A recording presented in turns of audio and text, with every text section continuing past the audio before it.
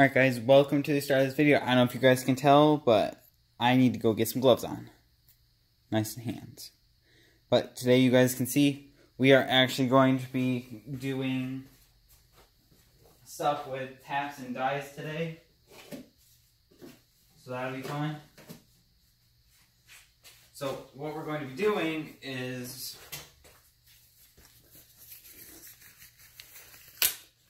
we're going to be cleaning up threads with taps and dies. I am missing a couple of different ones because I don't have an M12 by 1.25 tap or die.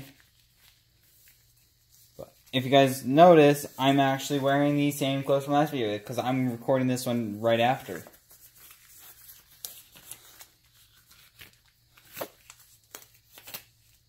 Alright, so where do we get started? I don't need this. Still in my work clothes. Alright, so what we have here, we just have standard anti-seize lubricating compound. I like to use this during the thread cleaning because it'll catch those bigger particles and prevent them from just going everywhere on the floor, and it'll just keep it in the die itself or on the tap in between. Like right here, it'll keep the threads right in this groove here. Like if you guys can see, like if it'll focus, like you guys can see those grooves there, it'll actually keep the rust in those. So first one that we're going to start off on is this. It's an 8 by 1.25 threads, which I'll show you right now if I can find my thread pitch. Oh, it's right here underneath all of these.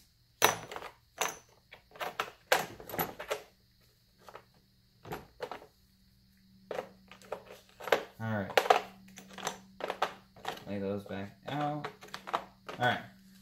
So this is a thread pitch gauge. So it's got between 1.75, which is right here. Like you guys can see the difference. You see how coarse those threads are? And then this is 0.5. Because these are metric, it's 0.5 millimeters per thread. And then for 1.0, it's 1 millimeter per thread, or in between threads. And then 1.25. Thread sizes on these are going to be a little difficult to see. And you have 1.75, 1.75. You guys get the gist, and it goes so much lower. Alright, so I know these are 1.25 because when you look at these threads here, you line that gauge up right on top. If there is one thread, like if it interlocks like a puzzle piece, just like this, or like this, just so you guys don't get confused. Like if it interlocks like a perfect puzzle piece, that's the size thread you have.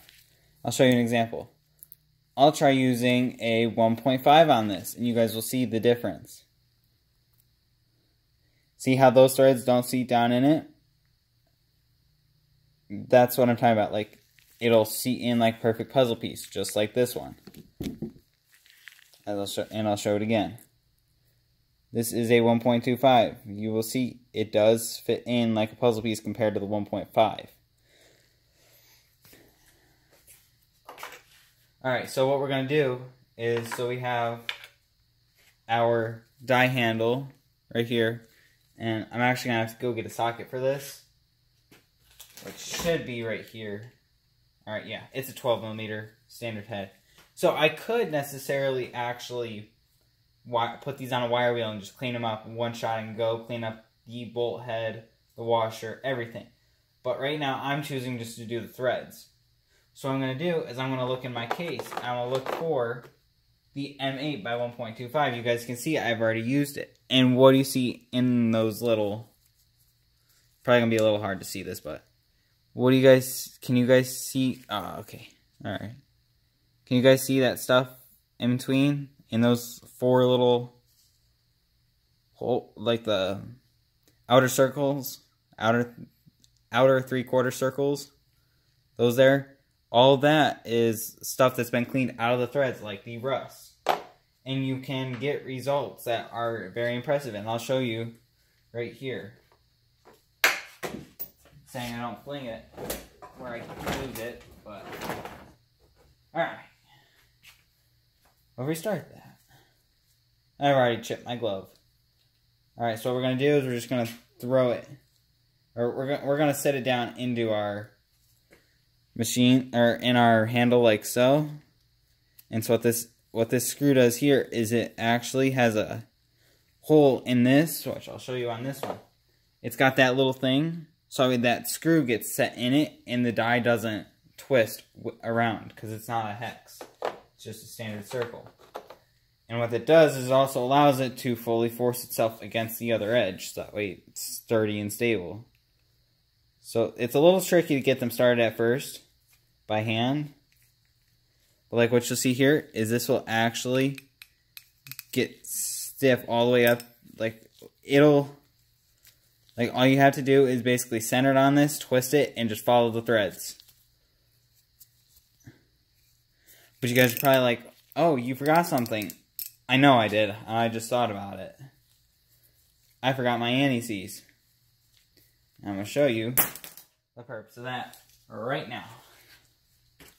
So what I do is I will just put this little bit, just this little bit right here, saying it'll focus. Just that little amount will make a big difference when doing this.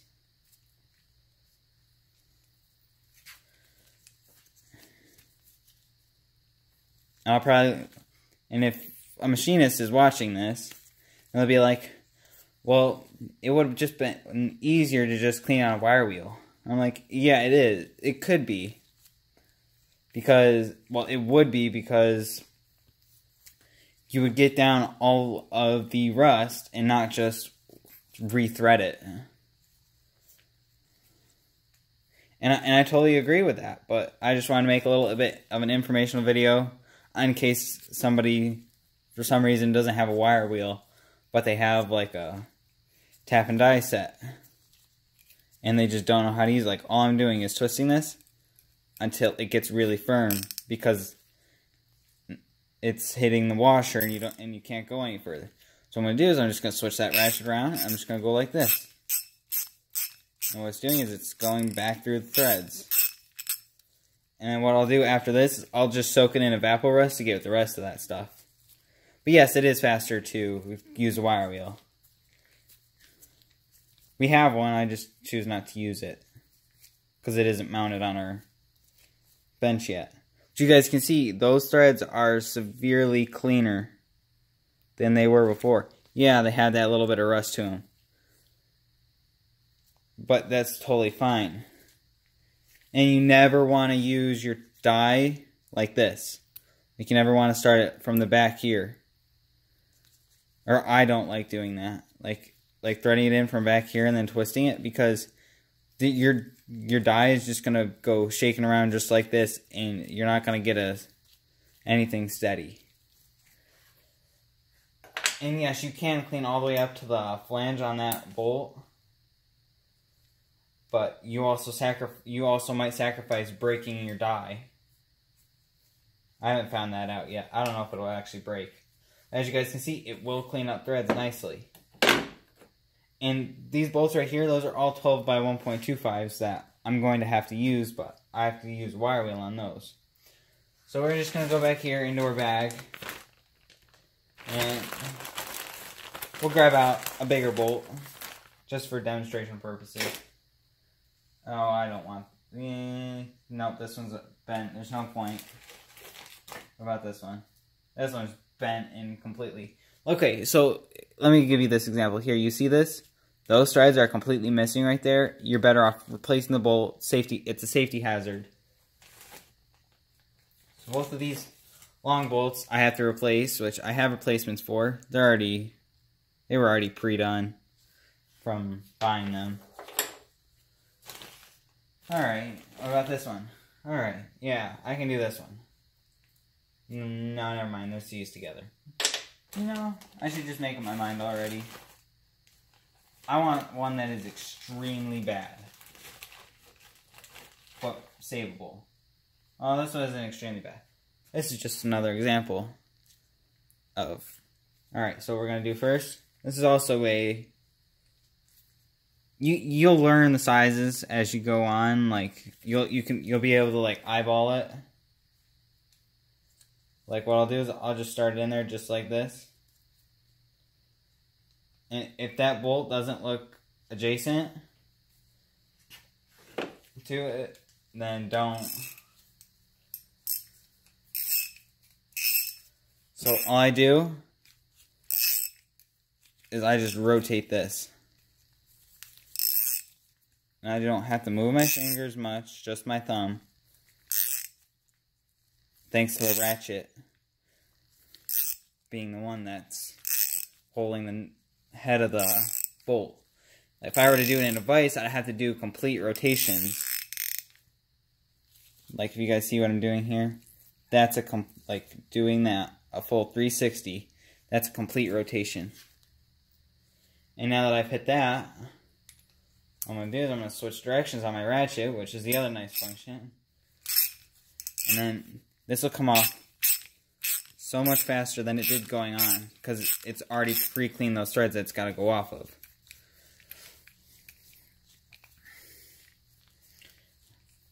Well, that's the educational video of today. And I will catch you guys when I start filming the next one. It's not going to be today. I'm actually going to head inside for the night. So, hope you guys enjoyed the content today. I actually did cut one of my gloves somewhere. Oh, right there. It blends right in. Can you guys see it? Can you guys? Yeah, it's right there. See? It just tore real easily. Because it was already pre-nicked. You guys can see, not all gloves can protect. Like, you guys see the finger? Yeah, it's got the very little bit of anti-seize on it. It's not that big of a deal to take care of.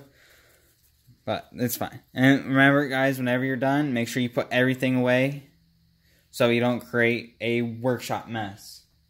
Like me, I'll be coming back in here tomorrow to do this, so I'm just going to leave that right there. I'm just going to throw these away. And I have to find bolts out of my storage bin. Alright, so I just made the video doing the Evapo-Rust. It'll be posted before this, roughly 24 hours or so. And then tomorrow I'm going to be filming a lot of videos on... There's not really going to be like restoration. They're going to be working on this car here. And hopefully I can start out on my parts car and see if I can actually... So let me just give you a simple little scoop in case you guys didn't watch the other video. It was a video slash an update video. So, I have a frame piece right here.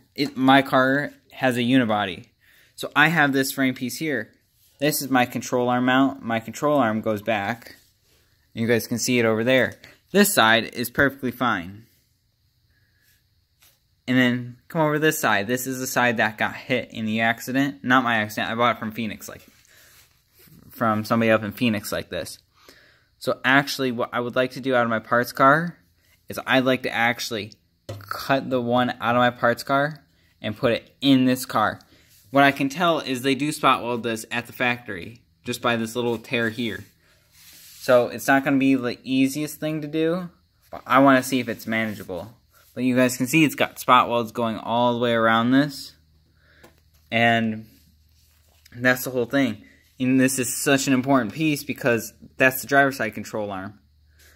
That is severely, I don't know if you guys can see this, but that is severely more stuck out because if that was pushed, like if that was back to normal level, like to where this one is, like you guys can see, it's got like washers and all that. If this side was like this, that driver's side would actually be hitting the inner wheel well. And it was for a while until I did that. You guys can see, it would always rub right there. But look at the nice blue struts. And those. And then hopefully we can get this heated up, straightened out, unbent. But that's it for today's video. I hope you guys enjoyed. Make sure you leave a like if you did. if you guys want to see like more like information on like tools and stuff, comment down below. And I'm not telling you, I don't think I'll be I am sponsored, but I'm saving that until I get the product to tell you guys. And that bike still hasn't progressed since yesterday's video, because I'm waiting for those parts to soak overnight, and then I'll check on them. If you guys want to see like restorations of garden tools, let me know. This rake needs to be done, which I want to know if you guys want it filmed or not. This little pickaxe needs to be severely done. I'll probably wire wheel half of it and Evapo-Rust half of it, so you guys can see a comparison. That one's fine. But if you guys enjoyed, make sure you leave a like. And if you guys want to join my Patreon, I'll leave a link in the description. Thank you for watching, and have a nice day.